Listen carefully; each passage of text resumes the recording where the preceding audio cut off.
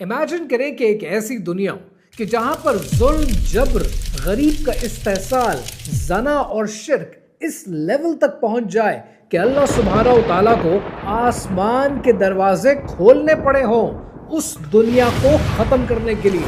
मैं आपसे बात कर रहा हूं हजरत नूह अलैहिस्सलाम के दौर की और तूफान नूह।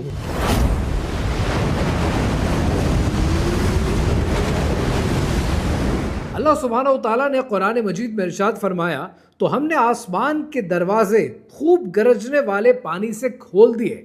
अब अगर तूफान नूह के वक्त अल्लाह सुब्हानहू तआला को इस दुनिया को तबाह करना था, इसको एक रीस्टार्ट देना था, हर चीज को वाइप आउट करना था, तो बारिश भी की जा सकती थी, समंदरों में तूफान भी लाया जा सकता था। लेकिन लिटरल वर्ड्स के अंदर अल्लाह सुब्हानहू तआला ने कितने क्लियर अल्फाज में बताया कि मैंने आसमान के दरवाजे खोले। यानी आज सवाल ये बनता है कि हजरत नूह अलैहिस्सलाम के दौर में वहां के लोग और उनकी कौम ऐसा क्या कर रहे थे कि उन्हें वाइप आउट करने के लिए, उनके कुफ्र को, उनके जबर को खत्म करने के लिए आसमान के दरवाजे खोलने पड़े। और क्या जो कुछ वो कर रहे थे आज हमारी दुनिया में हो रहा है? यह बिल्कुल नहीं।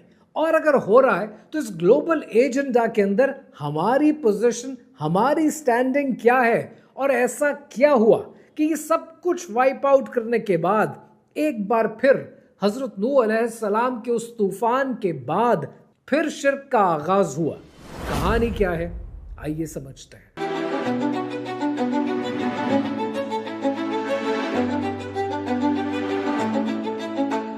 रिसेंटली मैंने आपके लिए एक रील बनाई थी और बड़ा सिंपल सा छोटा सा सवाल पूछा। उस सवाल को आप आज भी सोचना चाहें, इस वीडियो को पॉज करके उसका जवाब कमेंट में लिखना चाहें, तो आज भी ये सवाल आपके लिए ओपन है। सवाल बड़ा सिंपल सा है। अगर मैं आपसे ये पूछूं कि आपकी नजर में ये दुनिया कितनी पुरानी है? कुछ का ख्याल होगा 10,000 साल पहले, कुछ का 20,000, कुछ कहेंगे 1,00,000 साल पहले, कुछ ये कहेंगे कि क्योंकि साइंस कहती है कि ये दुनिया 4 अरब साल पुरानी है और ये कायनात, ये यूनिवर्स 18 अरब साल पुरानी है, तो हमारा ये मानना है कि ये दुनिया 4 अरब साल पुरानी है। आपके पास मुख्तलिफ जवाब आएंगे। इस वक्त आपके जहन में जो जवाब है, पॉज द वीडियो, कमेंट में जाएं और इसका जवाब लिख लें। और जब एक दफा लिख चुके हो, then let's continue with this video।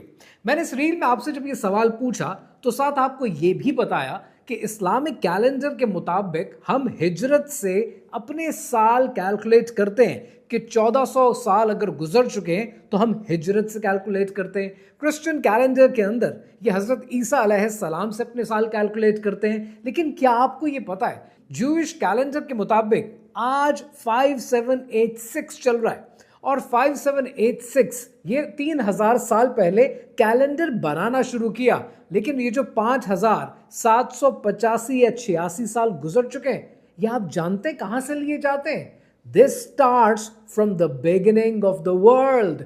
आज साइंस के नाम पर आपको नई नई थ्योरीज पकड़ाई जाती हैं, rather I should say science के नाम पर नहीं, साइंटिज्म के नाम पर। और रेडियो कार्बन मीटरिंग का जो सिस्टम है वो खुद से कितना फ्लॉड है उस पर मैं नहीं, उस पर दुनिया जहान के साइंटिस्ट बात कर रहे हैं। इसलिए आज आपको तो थ्योरीज पकड़ाई जाती हैं, लेकिन ये दुनिया जितनी पुरानी आपको बताई जाती है, इतनी पुरानी ये दुनिया नहीं है। आज लोगों ने किताबें लिखी हैं और किताबों के टाइटल हैं कि ये एक यंग वर्ल्ड है। और इस यंग वर्ल्ड में मैं जो किस्सा आपके साथ शेयर कर रहा हूं, ये तकरीबन आज से 3000 साल पुराना है। आज से तकरीबन 3000 साल पहले अल्लाह सुब्हानहू तआला ने हजरत नूह अलैहिस्सलाम को उनकी कौम की तरफ भेजा। सूरह अल अनकबूत में अल्लाह सुब्हानहू तआला इरशाद फरमाते हैं, और हमने नूह को उनकी कौम की तरफ भेजा तो वो उनमें 50 बरस कम 1000 रहा। आखिर तूफान ने उनको आ पकड़ा और वो जालिम थे। हमारी एक अजीब सी मेंटालिटी है, जब भी हम पुराने ज़माने का जिक्र करते हैं, अंबिया के किस्से पढ़ते हैं, हमें ये लगता है कि उस दौर का इंसान स्टोन एज में रहता था, पत्थरों में, गारों में तस्वीरें बनाता था, उसको टेक्नोलॉजिकली कोई अवेयरनेस नहीं थी। जबकि ये बिल्कुल असरनो गलत है। जितना ग्लोबल रीसेट हो चुका है, और इस सीरीज में इंशाल्लाह आगे चलकर एक एक रीसेट जो हो चुका है वो भी बताऊंगा, और जो होने वाला है उसका जिक्र भी आपके साथ करूंगा।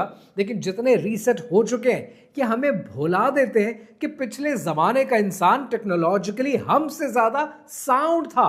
अगर हजरत नूह अलैहिस्सलाम की कौम का जिक्र करें तो इस्लामिक एस्कटोलॉजी में इनका तकब्बुर, इनके किबरियाई, इनका शिर्क, इनकी अकड़ तो आपको मिलती है, लेकिन आपको बुक ऑफ इनॉक का जिक्र नहीं मिलता और नेफिलिम का जिक्र नहीं मिलता। और बड़ी हद तक हो सकता है कि ये दोनों अज़कार बुक ऑफ इनॉक के भी और नेफिलिम के भी ये सच ना हो, as quoted by many Muslim scholars. लेकिन जेनेसिस जब आप पढ़ते हैं, जब आप क्रिश्चियन और जूडाइज्म की एस्कटोलॉजी पढ़ते हैं, तो आपको कहीं ना कहीं उनके हिंट मिलते हैं। आज ये कहा जा सकता है based on those textures and scriptures कि कहीं ना कहीं हजरत नूह अलैहिस्सलाम की दौर से पहले कुछ ऐसा हो रहा था जो रब्बे ताला को बिल्कुल पसंद नहीं है। और इसमें जो बड़ी चीजें हो सकती हैं और किसी हद तक यह किस्सा भी हो सकता है, वो अननेचुरल बीइंग्स हैं, वो नेफिलिम की मौजूदगी है, वो इतने ऊंचे टावरिंग ट्रीज हैं। अब ये इतने ऊंचे टावरिंग ट्रीज को समझने के लिए पहले ये बात समझ लीजिए कि रसूल अल्लाह सल्लल्लाहु अलैहि वसल्लम ने इरशाद फरमाया, जिसका मफहूम यह है कि हजरत आदम अलैहिस्सलाम तकरीबन 60 क्यूबिट्स टॉल थे, यानी उनकी हाइट तकरीबन 90 फुट बनेगी। जब इंसान इतना लंबा हुआ करता था तो अल्लाह ताला ने चरिंद परिंद दरख्त भी उसी तनासुब से बनाए होंगे, तो हर चीज बड़ी होती होगी। इसलिए आज जो आपको टावरिंग ट्रीज नजर आते हैं, या जो माजी के टावरिंग ट्रीज जो मुर्दा हो चुके लेकिन फिर भी उनके स्ट्रक्चर्स आपको नजर आते हैं, तो वो टावरिंग ट्रीज तो तकरीबन 300 क्यूबिट्स तक पहुंचते हैं। लेकिन जिन ट्रीज का यहां जिक्र हो रहा है, ये वो हैं जो दुनिया अब डिस्कवर कर रही है। और इनको देख के बहुत से क्रिटिक्स ये कहते हैं कि ये वो दरख्त हैं जो नेफिलिम ने लगाए, जिनके जरिए वो आसमान तक जाने की कोशिश करते थे। अब ये टावरिंग ट्रीज का कॉन्सेप्ट आपको तब समझ में आएगा कि जब नमरूद के उस टावर को, उस मीनार को आप पढ़ने की कोशिश करेंगे कि जिसके जरिए वो आसमान तक जाना चाहता था। हजरत नूह अलैहिस्सलाम के कौम में जना, जुल्म, आखिरत का इनकार जैसी बुराइयां तो थीं, लेकिन यह कौम जेनेटिक मॉडिफिकेशन में, जेनेटिक टेम्परिंग में और म्यूटेशन में भी पड़ी हुई थी। अब ये यहां तक कैसे पहुंचे, इसके लिए ये वीडियो बुक ऑफ इनॉक के हवाले से है, इसको जरूर देख लीजिएगा ताकि आपके बहुत से कॉन्सेप्ट्स क्लियर हो जाएं। आज अगर आप जूडाइज्म का, क्रिश्चियनिटी का टेक्स्ट उठाकर देखेंगे तो हजरत नूह अलैहिस्सलाम के वाकयात की सच्चाई आपको उनकी एस्कटोलॉजी में और उनके रिलीजियस टेक्स्ट में भी नजर आएगी। यहां तक कि हिंदुइज्म के अंदर आपको इसका जिक्र मिलता है, और वो जिक्र मिलता है आपको मत्स्य पुराना में, जहां पर विष्णु को एक मछली के तौर पर दिखाया गया है कि जिसने मानव को यह खबर दी कि तूफान आने वाला है, इसलिए बीज संभाल लो, एक एक जानवर को संभाल लो, जानवरों की जोड़ी को कश्ती पे चढ़ा दो ताकि तूफान से बचा जा सके। लेकिन यहां पर एक सवाल है कि आज अगर दुनिया के इतने सारे टेक्स्ट में, रिलीजियस टेक्स्ट में हजरत नूह अलैहिस्सलाम के तूफान का जिक्र मिलता है, तो आज दुनिया के एलीट दोबारा अपनी कश्तियां क्यों बना रहे हैं? आज दुनिया में लग्जरी यॉट्स तो अपनी जगह, सेविंग के लिए बिलियनर्स ह्यूज यॉट्स क्यों बना रहे हैं?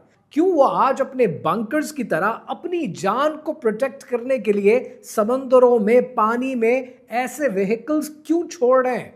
उसकी वजह यह है कि शायद वो कुछ ऐसा जानते हैं जो आप और मैं नहीं जानते। शायद एक मैन मेड डिजास्टर पैदा करने की कोशिश की जाए, शायद दुनिया में एक तूफान लाने की कोशिश की जाए, शायद दुनिया की पॉपुलेशन को कम करने की कोशिश की जाए, जिस पर एलीट्स ऑफ द वर्ल्ड तो काम कर रहे हैं, लेकिन ये शायद आपके और मेरे इल्म से अभी बाहर है। अब यहां पर दो बातें समझनी बहुत जरूरी है। पहले तो मैं आपको स्क्रीन पे कुछ तस्वीरें दिखा रहा हूं, ये वो शॉट्स हैं जो ऐसी किसी नागहानी आफत में, किसी तूफान में बिलियनर्स को बचाने के लिए बनाए जा रहे हैं। मिलियंस ऑफ डॉलर्स बिलियनर्स खर्च कर रहे हैं इस किस्म के शॉट्स बनाने में, इस किस्म के जहाज बनाने में, यानी तूफान नूह की तरह एक ऐसी कश्ती बनाई जा रही है जहां पर ये अपनी जिंदगियां बचा सकें। अब ऐसा मैन मेड इवेंट कौन सा होने वाला है? We need to be very careful on that. और अब जो आप स्क्रीन पे तस्वीरें देख रहे हैं, ये है वो ग्लोबल सीड वॉल्ट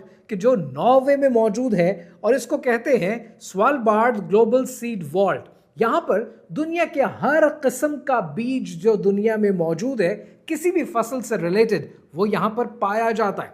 दुनिया की 80,000 किस्म की वैरायटीज यहां पर मौजूद हैं और 10 लाख से ज्यादा सैंपल्स मौजूद हैं। यानी नॉर्वे के अंदर ये जो वॉल्ट मौजूद है, इस वॉल्ट का काम यह है कि अगर दुनिया में कभी कोई आफत आई, दुनिया खत्म हो गई, जीरो से दोबारा आगाज देना पड़ा, तो यहां से बीज लिए जा सकते हैं और एक बार फिर दोबारा से फसलें उगाई जा सकती हैं। मेरा सवाल यह है कि जब इस वॉल्ट की जरूरत पड़ेगी, खुदा न खास्ता कभी दुनिया को, तो वो तो एक अलग सवाल है।